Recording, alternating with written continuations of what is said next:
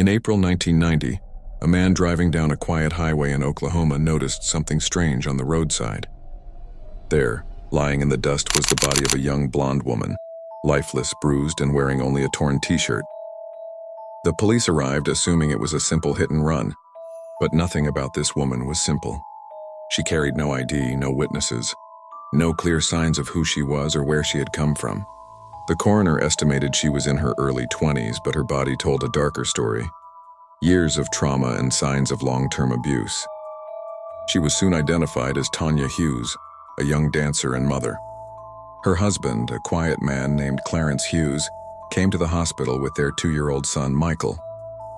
He cried, begged to see her one last time. Everyone believed him, until the lies began to crumble. At first, investigators thought it was just a tragic accident. But when friends of Tonya came forward, they said something chilling. She was terrified of her husband. She said he watched her every move. She wanted to leave him but was too scared.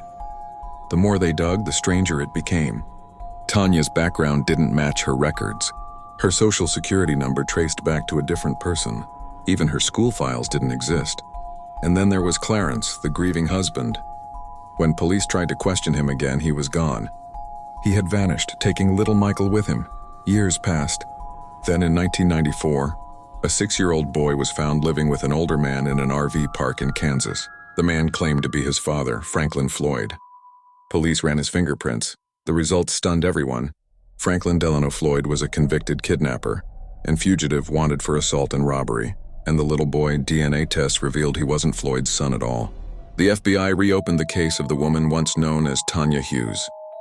Who was she really? Agents searched school records, foster care databases, and missing persons lists.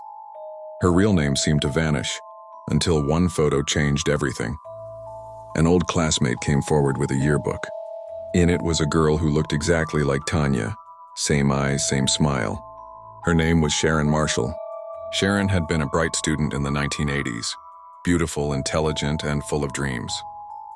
She'd earned a full scholarship to study aerospace engineering, but she vanished after high school and no one ever saw her again.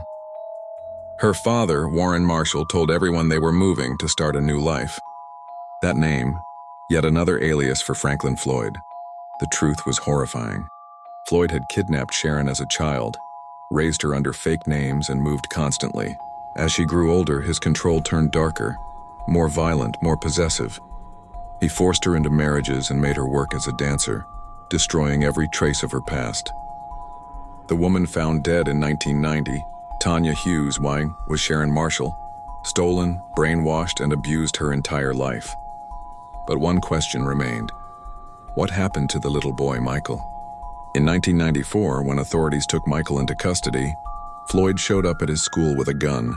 He kidnapped the principal and demanded the boy's release. After a chase, he was caught, but Michael was gone. Floyd told countless lies about what happened to the boy. Years later in prison, he finally confessed. He had murdered Michael shortly after the kidnapping. When investigators pieced it together, the timeline was horrifying. Franklin Floyd had spent his life running from the law, robbing, kidnapping, changing names. In 1975, he kidnapped Suzanne Sevakis, the daughter of a woman he had briefly married. Suzanne grew up to become Sharon Marshall, then Tonya Hughes, the woman found dead by the roadside.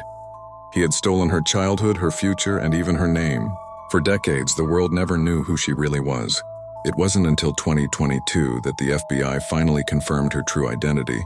The mysterious Tonya Hughes was Suzanne Marie Sevakis, born in 1969, kidnapped at age 4, and trapped in a nightmare for the rest of her life.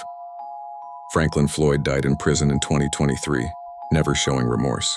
But the photograph, the one that started it all, still haunts everyone who sees it. A smiling young woman, unaware that behind the camera stood the man who had stolen her soul.